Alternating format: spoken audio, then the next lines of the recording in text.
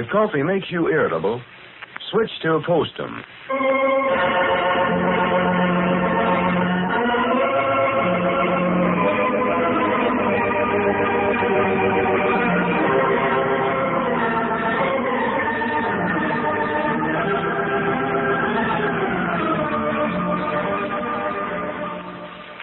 The makers of Postum, the favorite mealtime drink in millions of American homes, present those two lovable old characters from the hill country, Lum and Abner.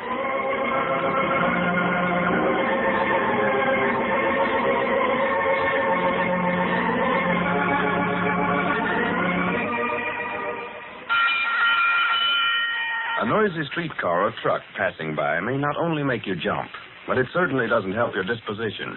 And that's especially true if you're a victim of coffee nerves, if you're so jittery that even slight noises irritate you. And suffering with coffee nerves is no fun. And mind you, while many people can drink coffee and not be affected by it, you may be a perfect example of the many others who cannot. Well, if you are, if you think you shouldn't drink coffee, switch to Postum. For there's no caffeine or any other stimulant in Postum that could possibly make you nervous. Enjoy Postum's cheering, full-bodied flavor, a distinctive flavor that millions of families enjoy. So if coffee is setting your nerves on edge, drink Postum instead. And after 2 weeks, long enough to give Postum a fair trial, see if your nerves aren't steadier. See if you aren't glad you switched to Postum. And friends, before taking you to Pine Ridge, we want to tell you to be sure and listen later on for an important announcement about a special offer that will be made only tonight. And now, let's see what's going on down in Pine Ridge. Well, friends, you know the married men of Pine Ridge have organized a men's protective association to defend them against the unreasonable demands their wives make of them. The other night, Abner tested the strength of the new club by telling his wife, Elizabeth, that he is master of their house. As we look in on the little community today, Abner is now living alone in one of his and Lum's tourist cabins. We find him over at the Jot'em Down store discussing the association with Grandpappy Spears. Listen. You better go over there and patch it up with her before it's too late. You mean... Oh, I couldn't, Lum. I wouldn't go over there by myself for love nor money. No, sir, I just couldn't do it, Lum. Well, what about this Men's Protective Association? I thought they were supposed to protect the members. Well, Elizabeth ain't signed up for it. Have you tried to get her to sign it? Oh, no, I won't take it over there, and I can't get nobody else to. Well, you got to go home sometime, Abner. You can't stay over there at that tourist camp for the rest of your life. Well, I can stay over there till she gets over her mad spell. Sworn to goodness. Well, it's your fault.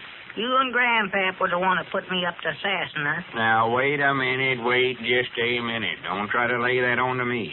You and Grandpap were sitting here talking about joining this protection association, and she said you couldn't go to the meeting that night, and I just said that was a good chance to try it out. Yeah, but who was it put me up to saying that I was a master of my house, and that I was going to the meeting anyway, and her and nobody else couldn't stop me? That's where I made my mistake. Well, that's one of the rules, ain't it? Every man that joins declares that he's the master of his house and he can go and come when he pleases. Yeah, that's what they say. But I tell you, Lum, Elizabeth ain't signed it yet, though. No, and I told you you wouldn't get the women around here to sign no such foolishness as that. No way. All them rules you made up. Well, some of them's done signed up. Yeah? Yeah. Who, for instance? Well, Sheila Weehunt's woman, and Squire Skimp's wife, Edry Seastrong, Luke Spears. Well, which one of them signs, the man or the woman, a husband or the wife? They both do. The man can't join the protective association unless his wife signs up agreeing to go by the rules. And if she does, then what? Well, I don't know. That's as far into it as I've got. See, me and Grandpap was a committee to get up the rules, but I never went to the meeting the other night. Well, whereabouts did you go? You never went home. Well, I decided I better stay in Kiver after doing all that talking to Elizabeth. Wait, there comes Squire Skimp up out there now. Huh? You say he got his wife to sign up? Yeah, that's what he said yesterday. She was the first to sign. That's the reason they elected Squire president. Squire Skimp's the president? Yeah. Only they don't call it president, defender or something like that. For goodness sake. Yeah, howdy, Squire. Come in, Mr. Defender. Well, gentlemen, how are you today, Brother Abner? Oh, brother. I'm referring to the Brotherhood of our Men's Protective Association. Oh, well, I don't know where I'm a brother or not, Squire. Elizabeth ain't signed up yet. Well, now, you want to attend to that right away, Abner. This organization of ours is going to spread like wildfire, men. We're already thinking of organizing chapters all over the country. Working out all right, Squire. Why, the greatest blessing that's come to the men of this country since the signing of the Declaration of Independence, Lum. In fact, that's just about what this amounts to. Man's independence. Enables man to cast off the yoke of oppression, to lift his head that's been bowed all these years under the weight of unreasonable demands of womanhood. It sounds like a speech you're giving out with there, Squire.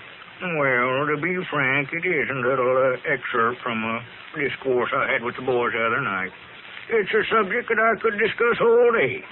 Why, if this deplorable condition we men have allowed ourselves to become subjected to were to continue, in a few generations, the male of our species would have become weaker and finally extinct because of the domination of woman. Doggy, Squire, you can sure use them big words. Yeah, go ahead, Squire. This is interesting. Well, I have nothing more to say, Lum. I'm inspired in what we're trying to do, not from any selfish motives, but for the protection of all mankind. Lest we awaken too late to find that our locks have been shorn, as Samson's were shorn by that female tonsorial artist, Delilah, of long ago. My contention is that we've been taking trimmings ever since. Yeah, that's right. But alas, the day has arisen where we can be freed from the bonds of marital slavery, the Men's Protective Association. Not one of us had the courage to free those bonds alone. But, as one of our patriots once said, in union there is strength. United we stand, divided we fall. Granny, Squire, you have me in the notion of joining that thing, and I ain't even married. Well, I wish I could join. Yeah, you need something like that, Abner. Well, now, there's no reason why you can't, Abner. Well, all me, Squire, I never could get Elizabeth to sign that thing.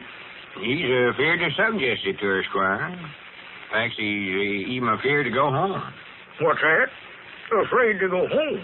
I've been downtown here for 2 days now, living over there at the tourist camp. Well, now, that's where the organization can help you, Abner.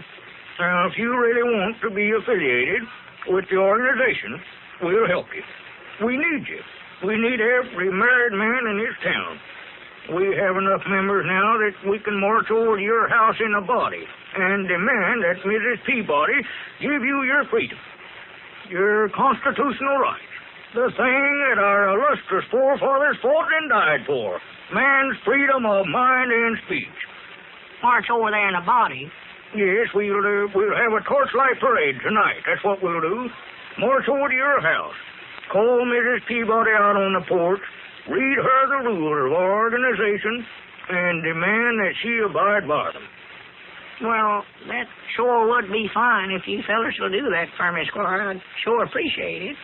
I'd just love to see her when they lay the law down to her. Yeah, I would too. There's going to be a cyclone over there, I'll tell you that. I'm a good mind to climb that big tree out there in the yard and watch it. Tree nothing? Why, you're going to be right there with us, Abner. You'll head the parade. No, wait a minute now. I better stay out of this, Squire. No, you fellers go on over there, and I'll stay down there at the tourist camp or someplace, and then you can come back and tell me what you said. No, now, wait a minute, Abner. You'll have to be with us. Yeah, you ought to go over there with her, Abner. I think you ought to go along with her. You just stay out of this, Lum. I'll handle it. Well, now, Abner, don't worry. She can't do anything to you with all of us behind you. Well, Doggy, how far out in front do I have to stand, Squire? Oh, just a few feet, Abner. You make the demands, read the rules to her, and then we'll all be there to back you up. Well, you better tell them fellers behind me then to spread out and make a pass through there. Oh, she starts off with that porch after me. I don't want to run over nobody. Here's another one of your members coming in yonder. Huh? One of your brothers. Oh, yes. Yes, come in, Brother Spears. Come in. Howdy, Grandpap. Yeah, howdy, man. Howdy. Did you get Charity to sign? What's the matter? Where did you get that black eye? Huh? Oh, I run into the corner of the door last night. Oh, well, that's too bad. Doggy, that is one, too, ain't it? Yes, that's the thing. Brother Spears, I want you to meet down to Lodge Hall tonight at 7 o'clock. The Men's Protective Association is going to perform their first assistance to a brother in distress. Yeah. Do what, Squire? Where? Again, I'm afraid I jumped the track there. Well, we're all going to march over at my place, Grandpap, and D-Man that lives the best sign up for them rules. And we're going to carry torches. Doggy, if she don't sign it, we're going to set fire to the house. No, wait a minute here. That's part of my place. Better not do that. Well, now, hold on a minute here, Squire. How long will it take to march over at Abner's place? Oh, I don't know, Grandpap. Not long. Not over 30 minutes. She wouldn't dare oppose an organization of that size for long. You don't think she would? Why, no. Well, I reckon you fellas could march over at my place then, too? Over to your place? Yeah. See, I tried to get Charity to sign it this morning, and, well, to be honest, man, I never got this black eye by running into no door. Why, sure we'll march over there, Grandpap. We'll make them join. All right, doggies, give us liberty or give us death. We'll fight them to the last bit. Well, if this protection association works, we think they've got something next. Tonight we have a special announcement about a very special offer that'll be made just this once. Some months ago, Lum and Abner offered to send you a copy of their hilariously funny Jot'em Down Store party book. Well, thousands and thousands of you took advantage of their offer and were delighted with the party book. Now the publisher informs us that he has just a few thousand copies left. So, in all fairness, we can only promise copies to those who act promptly. First come, first served. The Jot'em Down Store party book actually contains 256 pages. One section of it is crammed with the world's best jokes. Another section is loaded with quiz games. And there's still another part that tells you how to play lots of other party games. Games for grown-ups, games for children. And you get pictures of Lum and Abner themselves in this grand party book. And pictures of many of the folks in Pine Ridge. Cedric Weehunt, Squire Skimp, and others. And here's how to get your copy. Send your name and address, the top from a can or package of Postum, and 25 cents, preferably in stamps, to Lum and Abner, Battle Creek, Michigan. Stamps are safer, but if you must send a coin, be sure to wrap it securely, or stick it to a card within the envelope. Remember, just send your name and address, one Postum top, and 25 cents in stamps to Lum and Abner, Battle Creek, Michigan. This offer is limited to the United States and is void in states having laws which restrict or tax the use of premium offers. And remember, this is your last chance to get the Jot'em Down Store party book.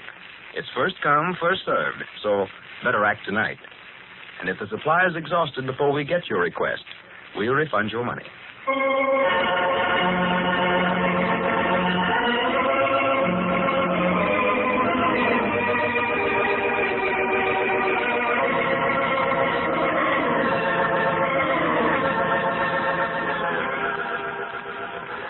Don't forget, friends, be with us next Monday evening at the same time when we again visit Pine Ridge with Lum and Abner, who say, one fellow who rarely has others sticking their noses in his business is the beekeeper.